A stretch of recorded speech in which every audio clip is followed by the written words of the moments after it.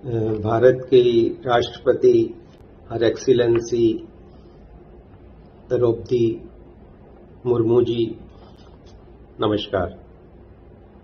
मेरा नाम अशोक अरोड़ा है।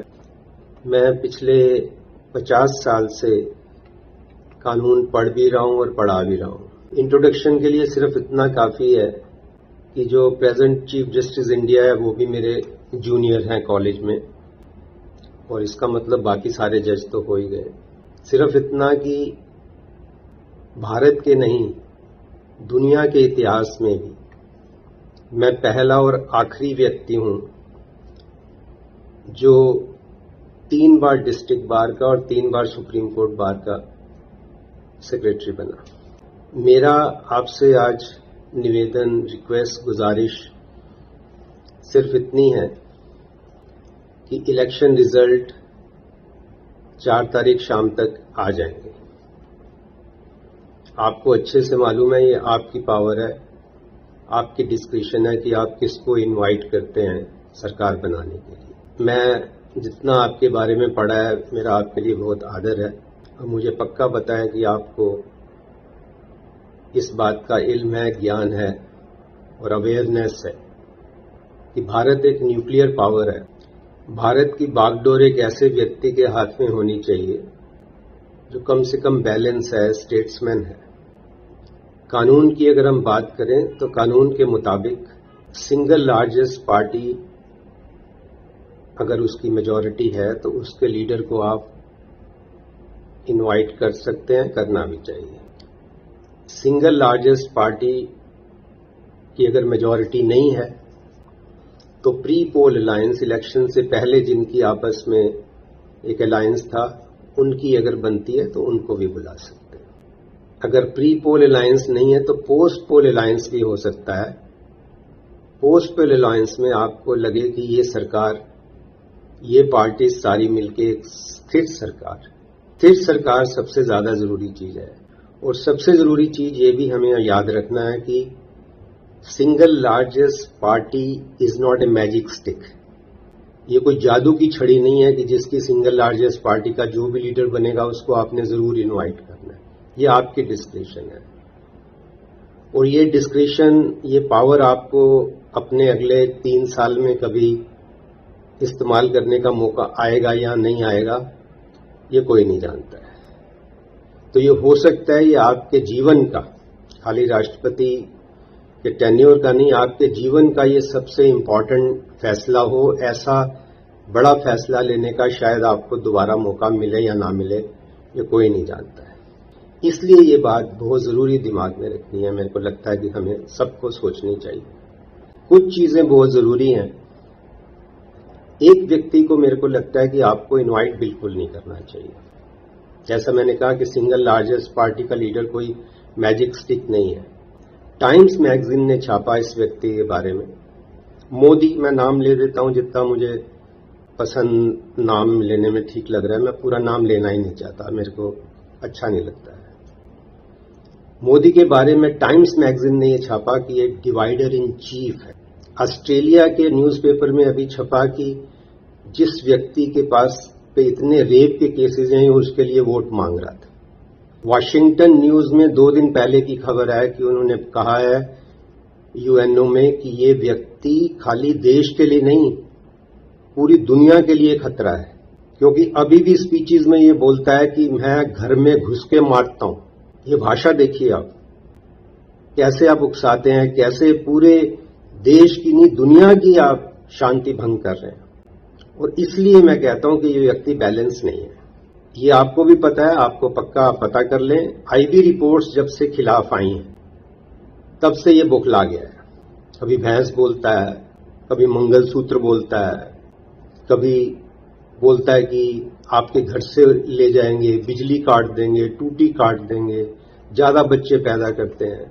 तो ये मैं तभी आपको कहा था मेरा 50 साल का तजुर्बा है। ये बड़े अफसोस की बात है कि पूरे देश में जो 15-16 इन्होंने इतनी, क्या कहें उसको, अफसोसजनक कह सकते हो, बदतमीजी की कह सकते हो, और क्राइम किया है। इसकी हर स्पीच एक क्राइम थी। और कितने अफसोस की बात है, पूरे देश में एक भी सब इंस्पेक्टर ऐसा नहीं था जो अरेस्ट कर लेता। इसके लिए वारंट की जरूरत नहीं है। आप नफरत फैला रहे हैं तो आपको अरेस्ट किया जा सकता है। इसकी हर स्पीच में इसको 6-6 साल की सजा हो सकती है, 3 साल की इलेक्शन लॉ में और 3 साल की नफरत फैलाने के लिए। तो सोचिए अगर 15 स्पीच की 90 साल की सजा, तो यही हो गई। पता नहीं उम्र कितनी है इसकी। तो ऐसे व्यक्ति को पूरे इलेक्शन में कहीं भी बेरोजगारी पे, महिलाओं के खिलाफ जो हो रहा है उस पे, किसानों पे, महंगाई पे बात ही नहीं करते हैं, कोई नहीं बात करते। और पूरा इनका परिवार, लोग भी तो, क्योंकि जब आप भड़काऊ भाषण पे लोगों को इनाम देते हो, गोली मारो सालों पे, तो लोग एनकरेज होते हैं। बाकी लोग भी यही बोलते हैं, इनके जो चमचे हैं सारे। तो ये मैं आपको अपने एक्सपीरियंस से बता रहा हूं 50 साल की, कि खाली इनका इलेक्शन सेटिस्फाइड नहीं होगा। जहां जहां स्पीचेस दी हैं, जितने भी वो कैंडिडेट्स थे, उन सबका इलेक्शन सेटिस्फाइड करने से कोई नहीं रोक सकता है, कोई भी नहीं रोक सकता है। और कोई दमदार जज आ गया तो 4 दिन में इलेक्शन सेटिस्फाइड कर सकता है। इनका भी, और सारे वही लोग जहां जहां इन्होंने स्पीचेस दी है, खुद तो डूबेंगे सनम, तुम्हें साथ ले डूबेंगे। तो ये चीज राष्ट्रपति जी, मैं आपको बहुत हाथ जोड़ के निवेदन कर रहा हूं कि कृपया इसको आप कंसीडर करें कि क्या इसके हाथ में ये देनी चाहिए बागडोर, ऐसे व्यक्ति के हाथ में जो बिल्कुल पगला गया है। कहना भी कोई, मेरे को लगता नहीं है कि दिमाग बैलेंस नहीं है, ये तो पक्की बात है। और ये भी आप ध्यान रखें, जुडिशरी सारी डरी हुई है, 90% जजेस आर अफ्रेड। क्या हाल देश का कर दिया आपने, जब कुछ ना बन सके तो तमाशा बना दिया। पुलिस डरी हुई है, अभी तक पुलिस ने क्यों नहीं अरेस्ट किया। इलेक्शन कमीशन तो टोटल गुलाम हो चुके हैं, पूरा जमीर बेच चुके हैं। नहीं तो इतनी स्पीचेस पे उन्होंने रोका ही नहीं किसी ने। अब ये भी लोगों को डर है कि इलेक्शन मैनिपुलेट ना हो जाए, और हो सकता है कर लें, इनका कुछ नहीं पता है। ये तो सब ऐसे रंगा बिल्ला की सरकार है, ये लोगों को डर है। इसीलिए मैंने आपको कहा कि जब इतना माहौल, इनकी इलेक्शन स्पीचेस में लोग नहीं पहुंचे, लोग हंसते हैं, बच्चे मजाक उड़ाते हैं। और सबसे बड़ा जो इन्होंने पाप किया, आप सोचिए, आप महिला हैं, आप इसको ज्यादा समझ सकती हैं, आप मां हैं, महिला हैं। अपनी मां का अपमान जो आदमी कर सकता है, आप सोचिए, जब तक मां जिंदा थी मां के साथ फोटो खिंचाते रहे, अब मां चली गई तो कहते मैं उस मां से पैदा ही नहीं हुआ हूं।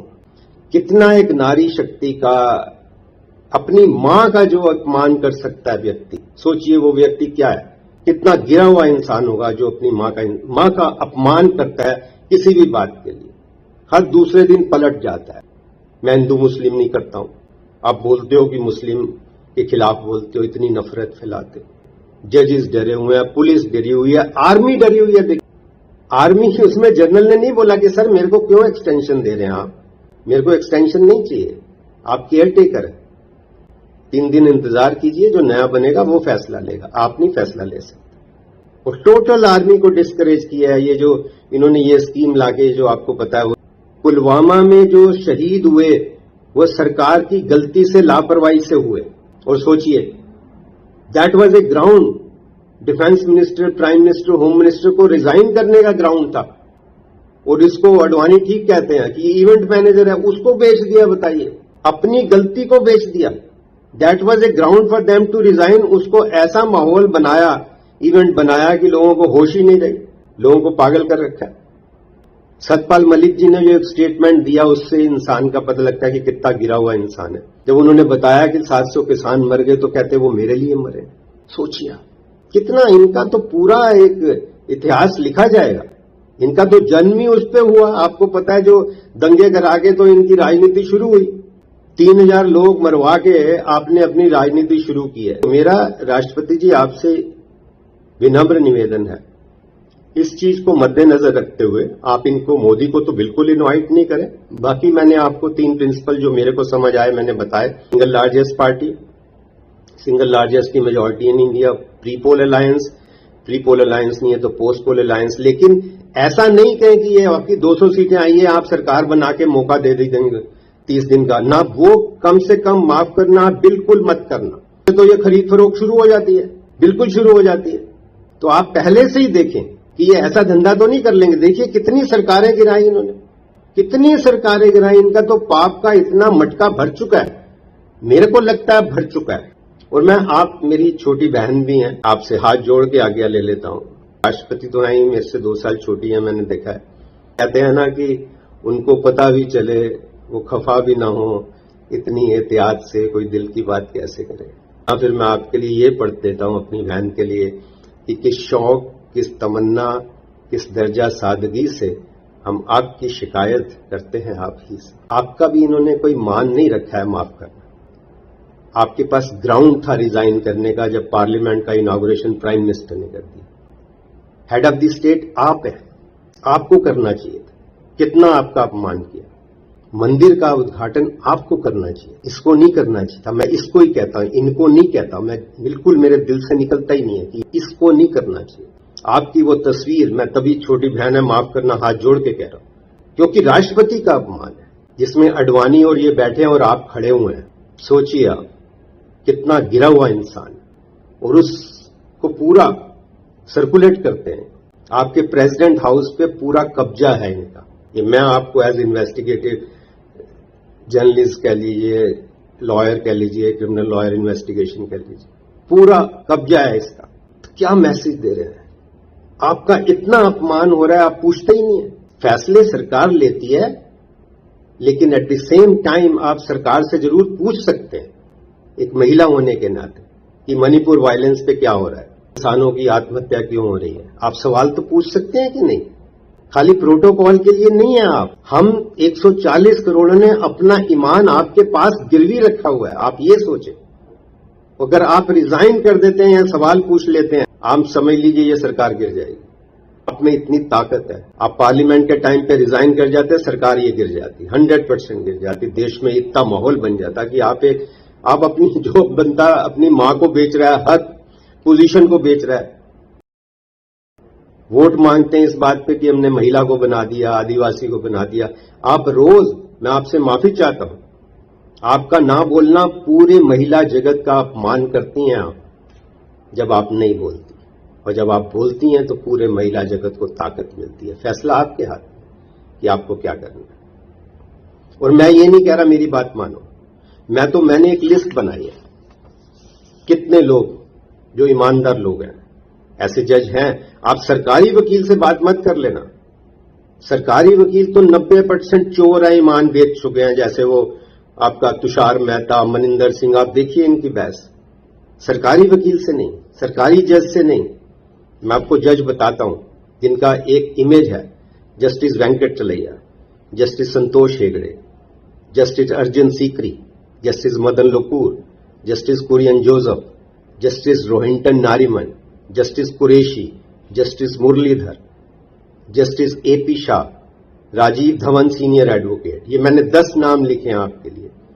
आप इनसे बात करें। मैं नहीं कह रहा मेरी बात माने। मैं हाथ जोड़ के सिर्फ इतना निवेदन कर रहा हूं कि 140 करोड़ जनता के साथ आप प्लीज बेइंसाफी मत करें। आपको ईश्वर माफ नहीं करेगा, आपकी खुद आत्मा भी माफ नहीं करेगी आप ठीक अगर डिसीजन नहीं लेंगे। और पूरी दुनिया में जो आदमी अशांति फैला रहा है, क्या देश को कहां ले गए आप, उसको तो बिल्कुल इनवाइट मत करना। आपका बहुत बहुत धन्यवाद। मैं कोशिश करता हूं कि आप तक पहुंचे। ईमेल करता हूं आपके सेक्रेटरी को, और मैसेज यूट्यूब पे डालते हैं तो पहुंच ही जाता है। जो 2000 लोगों को पहुंचे तो मेरे को लगता है अपने आप ही पहुंच जाता है। और अगर इतना इन्वेस्टिगेशन आपका नहीं है तो बहुत अफसोस की बात है। बहुत बहुत धन्यवाद। फिर से मेरा फिर से हाथ जोड़ के आपको प्रणाम। आपके लिए पूरे समाज का बहुत आदर है। आपसे इतना ही निवेदन है, उस आदर को बनाए रखें। ऐसा ना हो कि लोग ये कहें कि वो सदियों ने सजा पाई, वो वाली हाल मत। मेरा ईमेल ashok arora 2310@gmail.com, इस पे मेरे को कांटेक्ट किया जा सकता है। Thank you. जय हिंद।